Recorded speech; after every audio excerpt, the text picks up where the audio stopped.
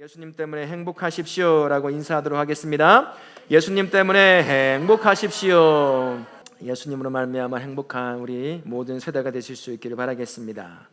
한 개인 또는 한 공동체, 한 가정, 말할 다 모든 것이 다 포함될 겁니다. 위기를 만나고 문제를 만나면 그 사람, 그 가정, 그 공동체가 어디에 기초를 두고 세워져 있는지가 명확하게 드러날 때가 참 많이 있더라고요. 평안할 때는요, 내가 기초를 두고 있는 것이 평안이 덮어 놓았기 때문에 무엇에 내 삶의 기초를, 내 가정의 기초를, 그리고 교회 공동체의 기초를 놓았는지 잘 보이지 않아요. 문제가 없으니까, 그냥 하는 대로 잘 굴러가니까 발견하지 못합니다. 하지만 문제를 만나고 위기를 만나면 그때 진짜 내 삶의 기초와 내 가정의 기초, 우리 교회의 기초를 어디에 두고 있는지가 명확하게 드러날 때가 있다라는 거예요. 여러분, 위기를 만나면 누구를 먼저 찾습니까? 문제를 만나면 누구에게 먼저 달려오십니까? 그게 여러분의 하나님이에요. 그게 우리가 삶의 기초를 두고 있는 겁니다. 그게 어떤 것이든 간에 말이죠. 하나님이 아니라고 한다면 이 시간에 여호사밧과 그의 백성들, 남유다가 위기 앞에 어떻게 서라고 하는지를 보면서 다시 한번 여러분의 가정과 여러분의 개인적인 신앙을 어디에 토대를 두고 세워야 할지를 깨닫는 은혜의 시간 되실 수 있기를 바랍니다. 위기를 만나면 그 위기 앞에 어떻게 반응하는지를 보면 그가 어디에 삶의 기초를 두고 있는지 안다고 말씀을 드렸지요. 가나안 땅을 향해 가던 이스라엘 백성들이 위기를 만납니다. 얼마 지나지 않아서 12 정탐꾼을 가나안 땅에 보내지요. 가서 보니까 약속대로 정말 좋은 땅이라는 것을 발견합니다. 그리고 돌아와 보고를 합니다. 모두가 한결같이 처음에는 진짜 약속대로 좋은 땅입니다 라고 얘기했지만 10명의 정탐꾼은 뭐라고 표현하나요? 우리는 그들에게 메뚜기와 같다고 이야기를 합니다. 못 쳐들어간다는 거죠. 그 땅을 못 차지한다는 겁니다. 위기를 만나니까 그들에게 삶의 밑에 깔려있던 것은 하나님이 아니었어요. 이들이 가나안 땅을 향해 이렇게 말하고 있는 이 순간에도 이 백성들이 지금 어디 안에 있는 것일까요? 하나님의 역사 안에 있는 거예요. 가나안 땅을 가는 모든 내, 여러분 기억납니까? 24시간 하나님의 역사를 온몸으로 경험하던 때입니다. 아침에 일어나면 먹을 거 다 먹었죠. 가다가 물 마르면, 목 마르면 어떻게 합니까? 하나님이 사막에서 물도 내십니다. 낮에는 구름 기둥으로, 밤에는 불 기둥으로 24시간 하나님을 몸으로 경험하고 입으로 맛보고 귀로 듣고 눈으로 보고 그러고 있는데도 가나안 땅을 보고 와서 한다는 이야기가 우리 메뚜기와 같아서 그 땅 못 들어가요. 죽어요. 이 얘기를 하더라는 거죠. 이 사람들은 어디에 삶의 기초를 두고 있는 겁니까? 자기의 경험이죠. 하나님이 아니었던 겁니다. 딱 몇 사람만 빼놓고 여호수아와 갈렙, 모세 이런 사람들만 빼놓고서는 모두가 다 하나님이 아니라 다른 것에 삶의 기초를 두고 살았던 겁니다. 그러니 위기를 딱 만나니까 하나님이 보이지 않는 거예요. 그냥 두려움만 앞서게 되는 것이죠. 여러분은 어떻습니까? 어디에 삶의 기초를 두고 있습니까? 위기를 만난 여호사밧과 그의 백성들을 한번 보십시오. 위기를 만나자 그들은 하는 일이 딱 한 가지밖에 없었습니다. 남유다의 모든 백성들을 예루살렘으로 모읍니다. 모으고 왕인 여호사밧이 가장 앞서서 일어나 하나님을 향하여 기도하기 시작합니다. 그리고 모든 백성들로 하여금 금식 기도를 선포합니다. 그리고 하나님만을 바라보게 하는 거죠. 하나님이 아니면 안 된다는 걸 알기 때문인 겁니다. 그래서 그 민족은 아직까지는 존재의 기초가 하나님이었습니다. 오늘 여호사밧과 이 남유다의 백성들이 어떻게 나가는지 한번 보실까요? 문제를 만났습니다. 모압과 암몬의 연합군이 남유다를 쳐들어오려고 하고 있는 때였습니다. 얼마나 큰 위기겠습니까? 그 위기 앞에 온 가족이, 온 민족이 하나님 앞에 낯을 돌려 하나님을 바라본다고 이야기합니다. 하나님을 향하여 낯을 돌린다는 것이 어떤 의미일까요? 두 가지 의미로 다가올 수 있습니다. 하나는 나는 무능하다는 표시입니다. 내가 능력이 있으면 나의 눈은, 나의 얼굴은 어디를 향할까요? 내 능력을 향하겠죠. 내 가진 지식을 향하겠죠. 내 경험을 향할 겁니다. 하지만 하나님을 향하여 고개를 돌린다는 것은, 하나님을 바라본다는 것은 나는 아무 능력이 없습니다, 나는 무능한 존재입니다 라고 하는 그 고백과도 같은 거거든요. 그래서 하나님만 바라보는 거예요. 아시잖아요, 나 아무것도 못하는 거. 12절에 이렇게 고백을 해요. 여호사밧 왕이 백성들 앞에서 기도하며 이런 이야기를 합니다. 같이 한번 읽어볼까요? 우리를 치러 오는 이 큰 무리를 우리가 대적할 능력이 없고 어떻게 할 줄도 알지 못하옵고 오직 주만 바라보나이다 하고. 누가 지금 이 고백의 기도를 하고 있습니까? 왕 여호사밧이 모든 백성이 듣는 그 자리에서 하늘을 향하여 바라보며 두 손을 들고 기도했겠죠. 하나님, 나 아무것도 못해요, 무능합니다, 어떻게 해야 할지 모르겠어요. 그럼 이게 얼마나 치욕적인 고백인지 여러분 생각해 보셨어요? 왕이에요. 우리나라 대통령이 1년 전에 뽑아줬더니만 갑자기 대국민 담화를 한다고 딱 서가지고 이렇게 공포하는 거예요. 이 위기 앞에 나는 아무것도 못하겠습니다, 내가 대통령인데 할 능력이 없네요, 나 어떻게 할지 모르겠어요. 생방송으로 이렇게 이야기하는 것과 똑같은 거죠. 이때는 더 심했습니다. 왕은 어떤 존재냐면 전쟁을 나가면 앞서서 나가 백성들을 지켜낼 수 있는 그런 사람이 왕이었습니다. 그 왕이 모든 백성 앞에 서가지고 한다는 소리가 나는 능력 없어요, 못해요, 아무것도 못합니다. 얼마나 치욕적인 고백일까요? 백성들이 순간 놀랬을 겁니다. 저 왕을 믿고 내 생명을 맡기고 내 재산을 맡길 수가 있을까? 저 왕에게 아무것도 할 수 없다고 하는데. 여호사밧의 마음에 얼마나 긴급했으면 자신의 무능을 그대로 솔직하게 하나님 앞에 고백하게 나아가는 겁니다. 하나님이 아니면 안 된다는 거예요. 나는 무능하지만 우리 하나님은 되니까 그 하나님만을 바라봅니다, 이렇게 나아가는 거죠. 우리의 가정이 그래야 합니다. 먼저 믿은 부모가 그렇게 나가야 돼요. 능력 있는 부모 있지요? 자식 키울, 가정을 이끌어갈 충분한 능력들이 있는 부모들이 있을 겁니다. 사람 눈에 보이기에는 말이죠. 믿는다고 한다면 그걸 의지하는 게 아닙니다. 여호사밧처럼 자신이 가지고 있는 모든 게 무능하다고 고백할 수 있는 사람, 문제 앞에, 위기 앞에 그렇게 하나님만이 바라봐야 한다는 걸 아는 사람, 그 사람이 예수 믿는 성도가 되어야 될 줄로 믿습니다. 그게 하나님을 바라본다라고 하는 표현 속에 숨겨져 있는 거죠. 하나님을 바라보며 나는 무능하다고 했을 때, 그러면 여호사밧과 이스라엘 백성, 남유다 백성은 무엇을 의지하겠습니까? 나는 아무것도 의지하지 않겠다라고 하는 믿음의 고백과도 똑같은 것이요, 하나님만을 바라보겠다는 거죠. 하나님께서 주시는 그 방법을 통해, 하나님을 통하여 지금 이 위기를 이겨나가겠다고 고백하는 것과 똑같은 것이다 할 수가 있는 겁니다. 무능의 고백은 결국엔 하나님이 개입해야 한다는 얘기예요. 이 문제 앞에, 이 위기 앞에 하나님이 개입해야 이 위기를 이겨나갈 수 있다라고 하는 고백과 같은 것이죠. 우리의 고백이 그런 고백이 되어야 될 줄로 믿습니다. 여러분의 기도의 제목이, 자녀를 향하여, 가정을 향하여 기도할 제목이 바로 그러한 기도의 제목이 될 수 있기를 바랍니다. 실제로 남유다는 북이스라엘을 조금 의지할 수가 있었습니다.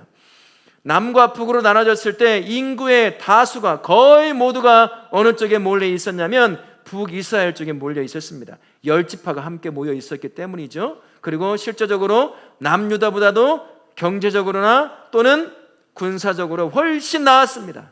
그리고 주변 국들이 북이스라엘을 함부로 대하지 못했어요. 이 위기 앞에 남유다의 왕은, 야, 우리 같은 민족이잖아, 한 민족이잖아, 우리 좀 도와줘 라고 달려갈 수도 있었을 겁니다. 하지만 여호사밧은 그러지 않았어요. 가장 먼저 위기가 닥쳐오자 백성들을 예루살렘 성에 모아놓고 하나님만을 바라본 거죠.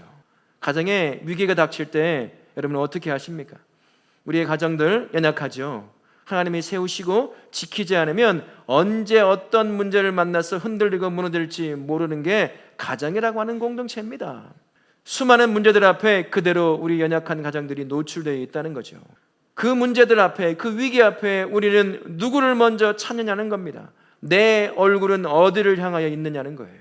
여호사밧이 그랬던 것처럼, 남유다의 백성이 그랬던 것처럼 다른 건 먼저 의지하지 아니하고 우리를 구원하신 그 하나님을 찾는 우리 다울학교 모든 가정들 되실 수 있기를 바랍니다. 우리 부모님들 되실 수 있기를 바랍니다. 하나님을 찾으십시오. 우리 아이들이 이 위기 앞에 누구를 먼저 찾는 게 믿음인지 그 부모를 통해서 배우게 될 거예요. 그래서 저도 그렇고 우리 다락교에 있는 모든 부모들은 그 가정을 세울 때, 위기 앞에 언제든 무너질 수밖에 없는 가정을 세워나갈 때 여호사밧이 그랬던 것처럼 하나님을 향하여 여러분의 삶의 얼굴을 돌려 세우실 수 있기를 바랍니다. 그래 그분께서 우리의 가정을, 우리의 자녀를 어떻게 세워내시는지, 어떻게 구원하시는지를 경험하시는 우리 성도님들 되실 수 있기를 바라겠습니다. 또한 문제를 만났을 때 여호사밧과 남유다는 이렇게 합니다. 약속의 말씀을 붙잡고 기도의 자리로 나아가는 것을 볼 수가 있어요. 여호사밧 왕을 중심으로 다른 건 하지 않아요. 장군들이 모여서 왕 앞에 함께 모여서 어떻게 매복을 할 건지, 어떤 무기를 쓸 건지 그런 상의하지 않습니다. 모여서 한다고 하는 일이 뭡니까?